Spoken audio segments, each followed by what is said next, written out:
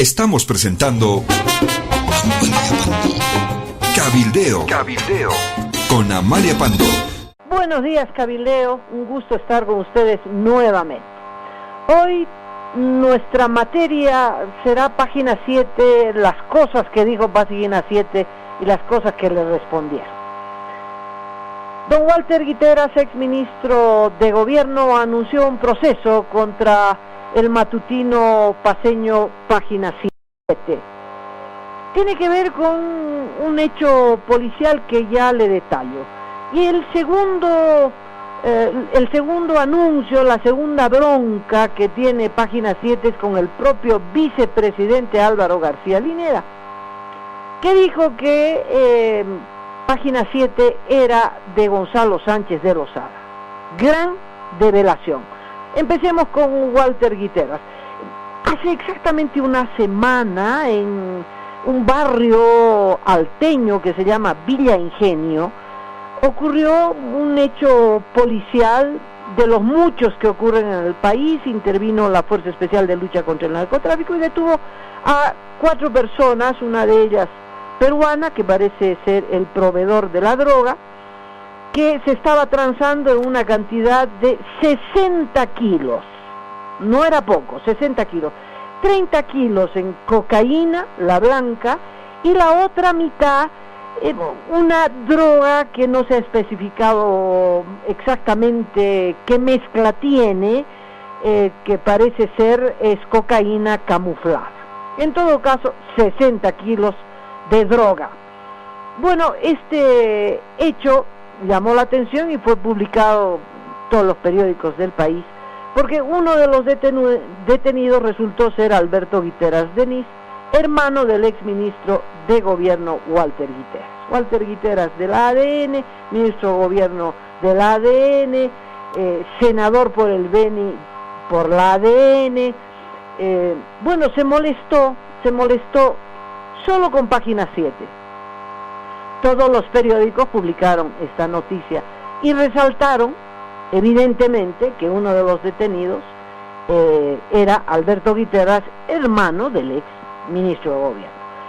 Pero Walter Guiteras se enojó solo con página 7 y anunció que le iba a presentar una querella por difamación contra toda su familia, porque de todos los periódicos solo página 7 agregó un dato, consiguió un antecedente policial, un informe reservado de la Fuerza Especial de Lucha contra el Narcotráfico, que lamentablemente el informe policial dice que la familia Guiteras pues tenía vínculos con este negocio ilícito desde los años 80. Y esto es lo que publica página 7 y esto es lo que ofende a Walter Guiteras, porque efectivamente salpica a toda la familia, ¿no?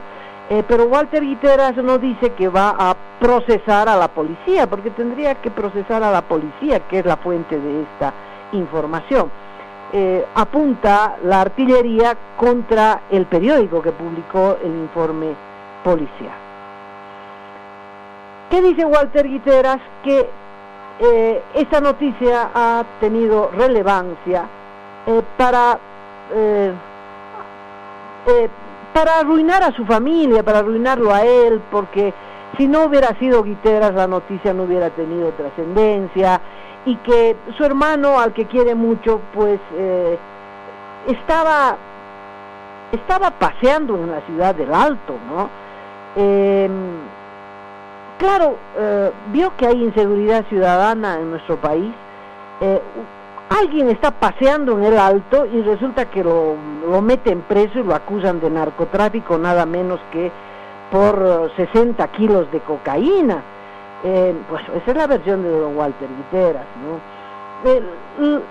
El hecho que llama la atención en esta noticia es que ocurrió en Villa Ingenio, no en la Ceja del Alto o en la feria del 16 de julio, que uno puede creer que Alberto Guiteras pues fue a comprar, no sé, ropa usada al 16 de julio y que lo confundieron y lo agarraron. Es normal que la gente vaya a la feria del 16 de julio. o que estuviera volviendo del aeropuerto intentando tomar un minibús en La Ceja y lo confunden y lo agarran. Pero la noticia dice que el hecho ocurrió en Villa Ingenio. Villa Ingenio es pues lejísimos, en la frontera con el final de la ciudad del Alto, es donde se bota la basura. Hay muchos bloqueos en Villa Ingenio por el tema de la basura, porque allí se deposita toda la basura que se recoge en la ciudad del Alto y hay una contaminación bárbara, en fin. Villa Ingenio. ¿Qué hacía don Alberto Guiteras paseando por Villa Ingenio? Es lo primero que un poquito desbarata la versión de don Walter Guitares, pero bueno, ¿qué uno puede esperar de un hermano? No, nada más que la solidaridad, uno entiende aquello.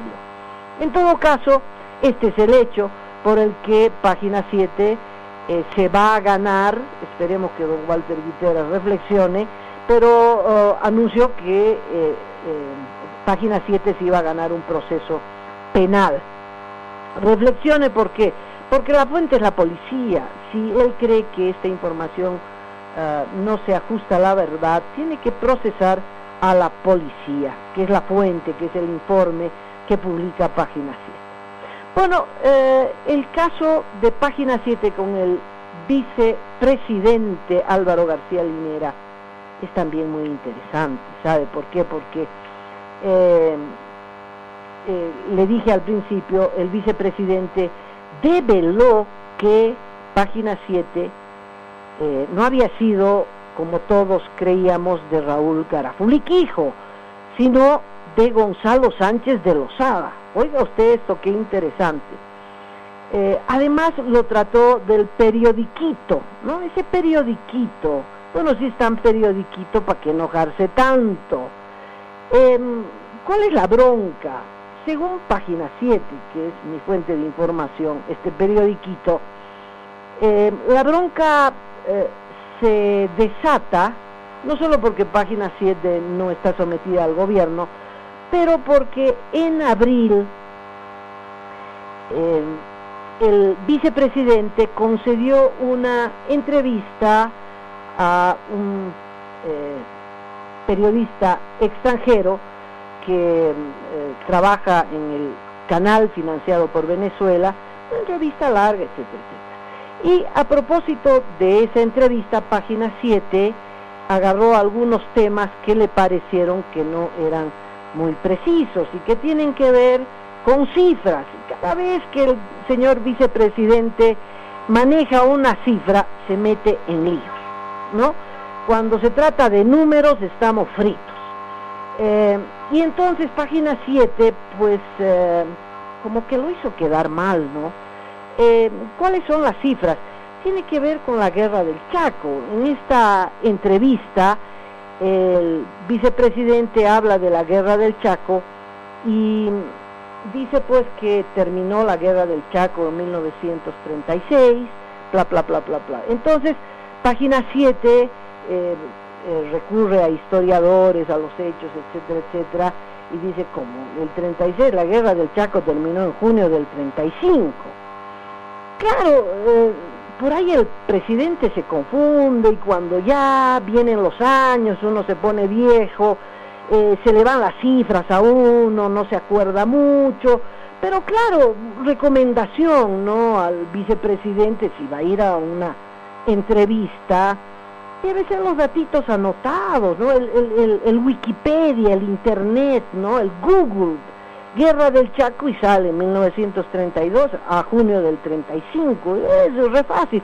Pero tal vez el vicepresidente prefiere recorrer los pasillos de su domicilio donde tiene más de 20,000 libros y no encuentra pues el librito de la Guerra del Chaco y entonces se confunde, ¿no?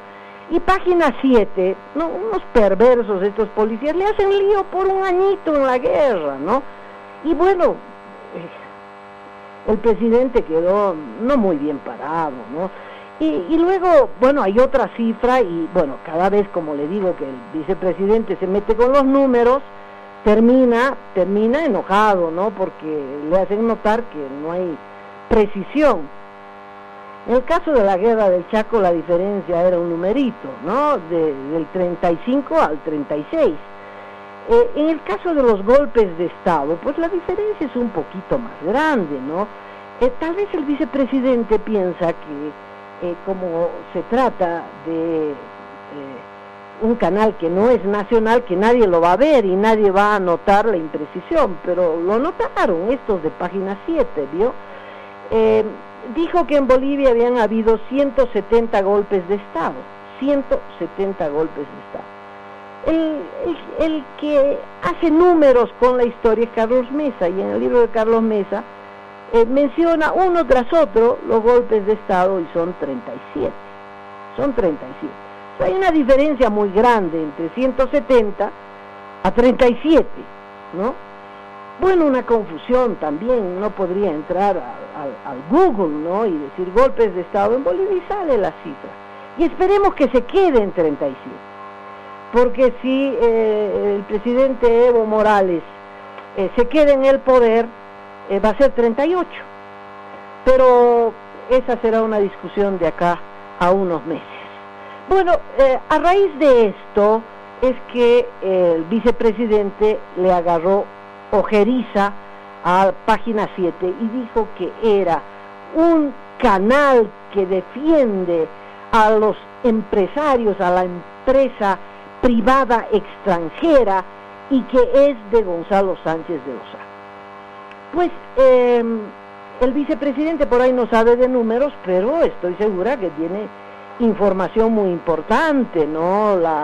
El aparato de inteligencia del gobierno, no es un contrasentido, hay un aparato de inteligencia del gobierno, pero además está el aparato de inteligencia de los cubanos, y por ahí ellos han descubierto que Raúl Igarafulic no es el dueño y que detrás de Raúl Igarafulic está Gonzalo Sánchez de Lozada. Yo no voy a discutir, ¿no? Porque tengo la certeza de que el vicepresidente está íntimamente vinculado a los servicios de inteligencia de nuestro país, de los cubanos, de los venezolanos, en fin. Justamente por esto quiero hacerle unas preguntas al señor vicepresidente. Ya que sabe quién es el dueño de Página 7, señor vicepresidente, díganos quién es el dueño de ATV, por favor.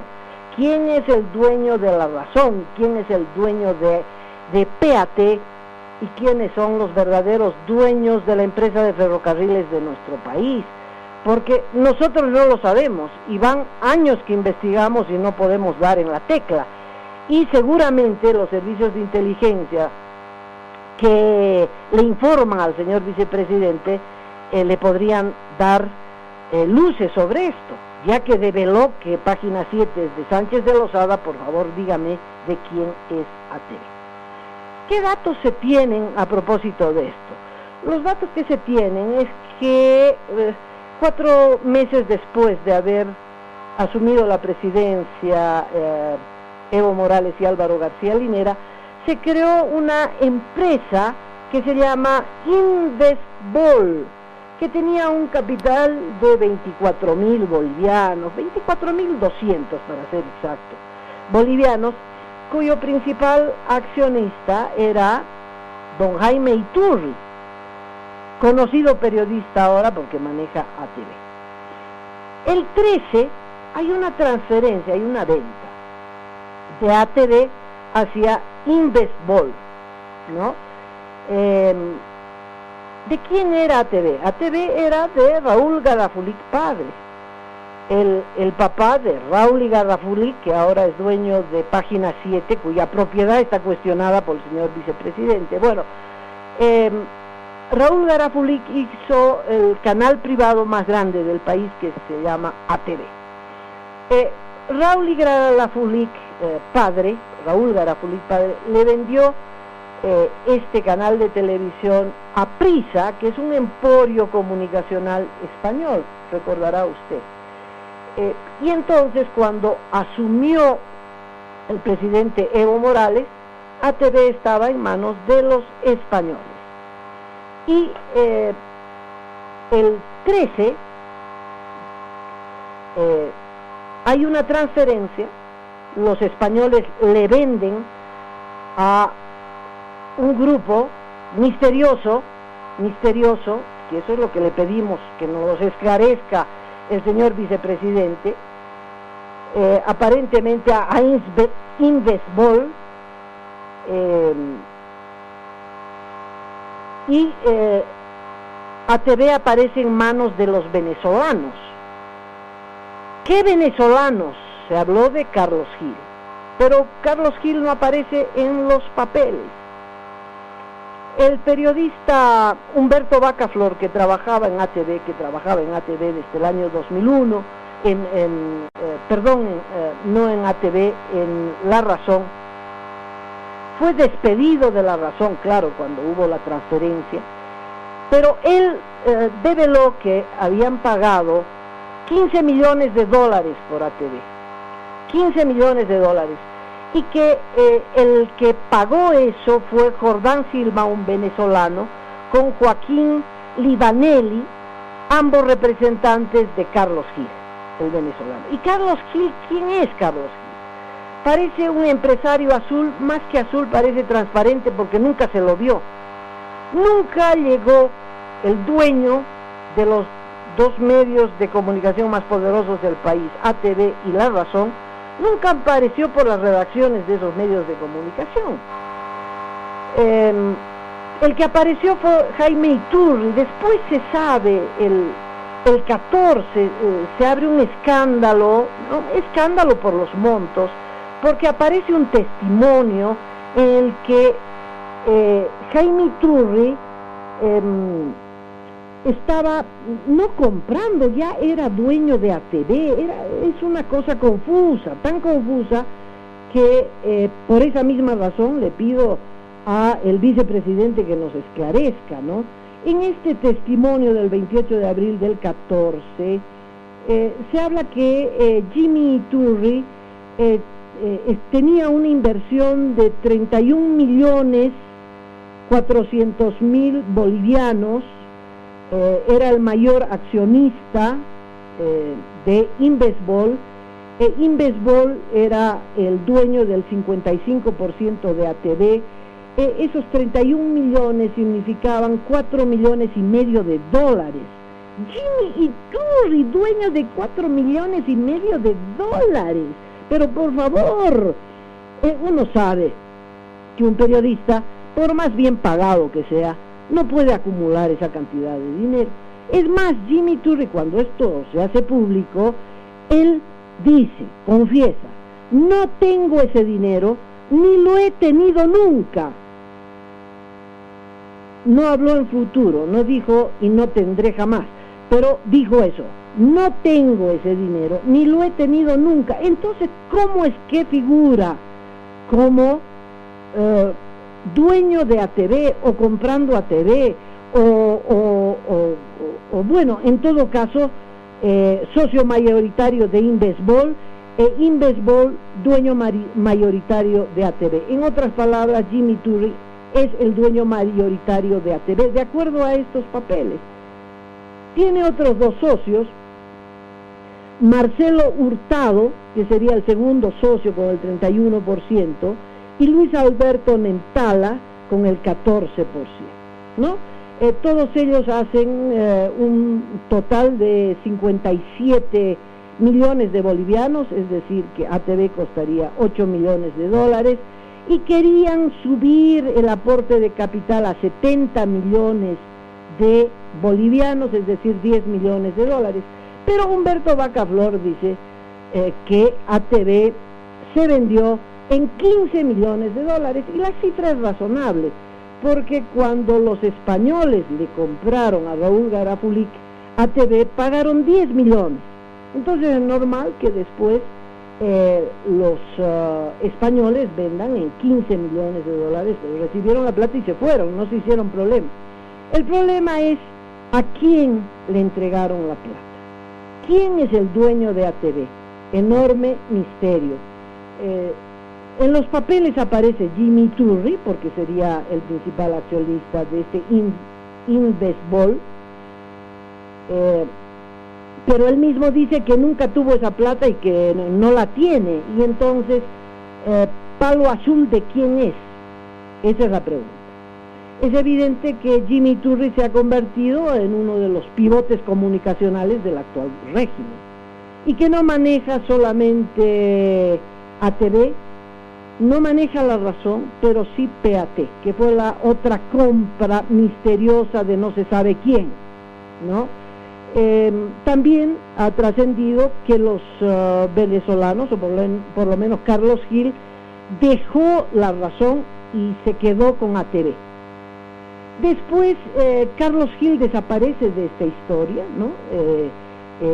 Y el que pone la cara es Jaime Iturri, aparentemente para que no se diga que los venezolanos controlan los principales medios de comunicación en Bolivia y que estos medios están en manos de bolivianos, pero obviamente no es fácil explicar el origen de 15 millones de dólares, que es lo que pagaron a los españoles de Prisa. Si la cifra está equivocada, por favor, señor vicepresidente, le rogaría que nos aclare cuánto se pagó por ATV, cuánto se pagó por La Razón y cuánto se pagó por PAT. Bueno, PAT fue vendido el 2005 de los dueños originarios, Carlos Mesa, el principal accionista. Yo tenía ahí unas cuantas acciones que también las vendí, pero Carlos Mesa hizo la transacción el 2005 y transfirió, después de haber sido vicepresidente, este canal de televisión a Abdallah Daher, que estaba vinculado a Aerosur. Aerosur cayó en desgracia por Humberto Roca, y de carambolas cayó en desgracia también Daher. Y en septiembre del 12 hay una transferencia que no se sabe por cuánto, a quién. Aparece comprador de PAT, un Multimedia del Sur, esa es la empresa, Multimedia del Sur, y aparece un abogado desconocido nomás, porque no es ilustre, desconocido, que compra PAT. Por favor, señor vicepresidente, usted que lo sabe todo, díganos quién compró PAT, en cuánto compraron PAT. Sergio Weiss, que fue el último administrador de PAT en la época de Daher, él dijo, cuando le preguntaron ¿a quién le vendió?, él dijo, son nacionales con soporte exterior. Cuando le preguntaron cuánto pagaron, dijo, no puedo darles información. Son nacionales con soporte exterior. Misterio. Y los trabajadores que esperaban ver al siguiente dueño y nunca le vieron la cara al nuevo dueño, al único que vieron fue a Jimmy Iturri, dijo, alguno de los trabajadores de PAT dijo, solo la mafia no da la cara.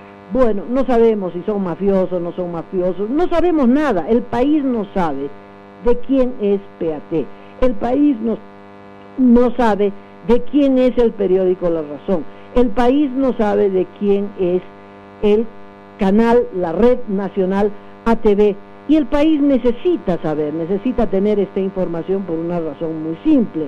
Primero, porque son medios de comunicación, porque manejan la información, porque manejan la propaganda, porque manejan finalmente la conciencia del pueblo boliviano, y entonces el pueblo boliviano necesita saber de dónde viene esta información. Y el único que sabe todo esto es el señor vicepresidente, que ya nos ha develado. Página 7 es de Gonzalo Sánchez de Lozada.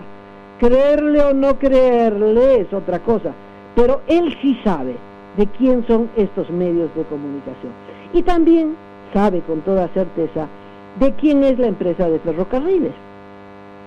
Resulta que ENFE fue capitalizada en 1996 y ahora están buscando papeles a ver si encuentran al capitalizador y lo linchan.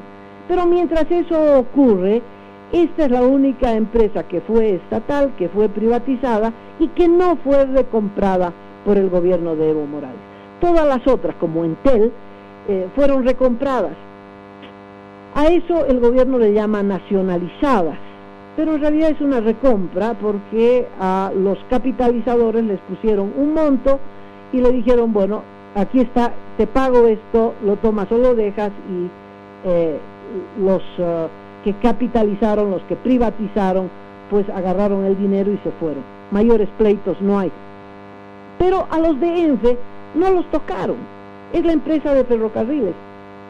Fue privatizada la línea oriental, el ramal oriental, por unos norteamericanos, y la red andina, la que va de Oruro a Villazón, por los chilenos.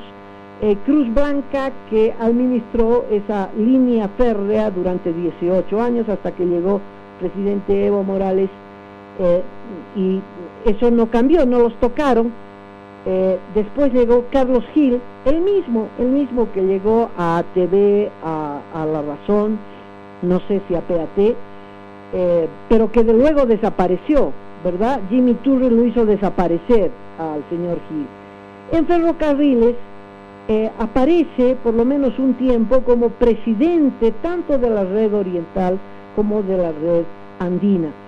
La mitad de los ferrocarriles son de las AFPs, pero las AFPs no tocan pito ferrocarriles. Los que hacen y deshacen son los dueños privados, pero como son venezolanos, ¿no? Está Gil de por medio, el gobierno no habla de recomprar o nacionalizar los ferrocarriles. La razón es obvia: hay un control de la soya. Los principales soyeros del país, y fíjese usted que la soya es un grano importantísimo, es un grano de exportación de la que depende Santa Cruz, y Santa Cruz hoy es el motor económico del país. Pero antes uno hablaba de la soya y ponía en la cabeza a unos gordos empresarios cruceños, ¿no? Barrigones, estos oligarcas que manejaban la soya. Hoy, pues, esos no son los que manejan la soya. Puede ser que producen, pero producen para Gravetal, y el grano que maneja Gravetal, que es el gran comprador de la soya, se transporta en los vagones del ferrocarril. Entonces, esta burguesía azul es la que tiene el control de la soya en el país. Sí, así es, aunque usted no lo crea. Mire, Gravetal era de unos colombianos que hicieron una gran empresa rescatadora de soya, y el objetivo era enviar la soya a Colombia para ser procesada, aceites, es decir, toda la industria de derivados de la soya colombiana se abastecía de grano boliviano. Y los colombianos hicieron una gran inversión, un silo enorme que alguna vez visité, etc. Pero en 2008, ya muy pronto, 2 añitos después de la llegada de Evo Morales a el gobierno, gente del gobierno, gente del MAS, con capital robado a PDVSA, con capital de la corrupción, se compran Gravetal, y aparece don Juan Valdivia como representante, ¿no? Como dueño, accionista de Gravetal, alguien que era un concejal de Cochabamba, de una provincia de Cochabamba, ¿no? Que difícilmente va a justificar unos 60 millones de dólares, que es el monto mínimo por el que los colombianos vendieron esto. En los papeles aparece Juan Valdivia. Sebastián Rivero Guzmán es el hermano de doña Susana Rivero. Don Sebastián era veterinario, ¿no? Claro, se entiende el oficio porque son ganaderos venianos, entonces es importante ser veterinario. Pero aparece como segundo accionista de Gravetal. La han metido también a doña Caterina Guzmán, que administró el canal del presidente Evo Morales a Vía Yala, que parece también un palo azul. En fin, lo importante de esto es que la plata salió de PDVSA, de una sucursal de PDVSA. Es la plata que se robaron al pueblo venezolano, ¿no? Funcionarios de PDVSA, gente que manejaba PDVSA, le robaron. Era una raya al tigre, ¿no? No sé, 60, 70 millones de dólares, Con esa plata se compraron la central de Gravetal en Colombia, y a través de Colombia, desde allí hicieron la transacción para el cambio de propietarios acá en Bolivia. Entonces este dinero que sale de una empresa estatal venezolana termina en Bolivia como dinero privado, pero lo concreto es que esta gente del MAS es la que controla Gravetal, la empresa de soya más grande del país, soya que es transportada en los ferrocarriles manejados también por la misma gente. Es la burguesía azul que ha surgido con el gobierno de Evo Morales y que es la razón de ser de la defensa del actual gobierno. Pero los detalles, quién es quién maneja, dónde está Carlos Gil, porque Carlos Gil no reside en Bolivia, quiénes son los directores, y hay nombres, ¿no? Mauricio Loyetien,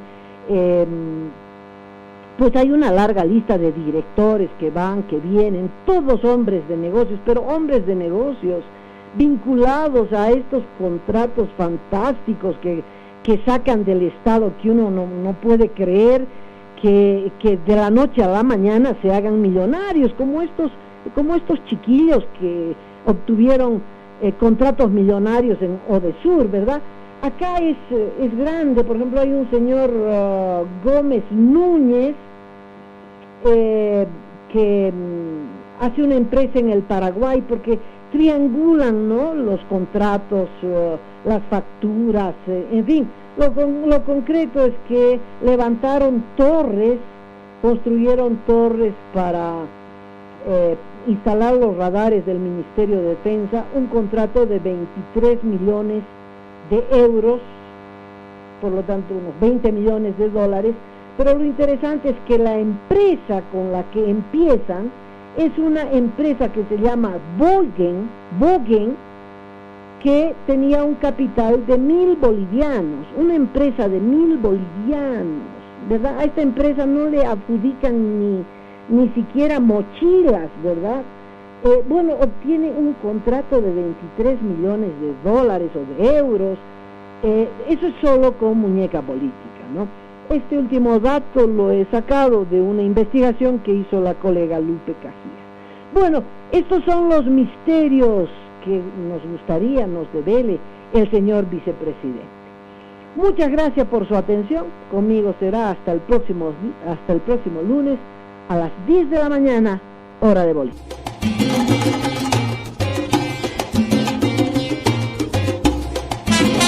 Usted está escuchando Cabildeo.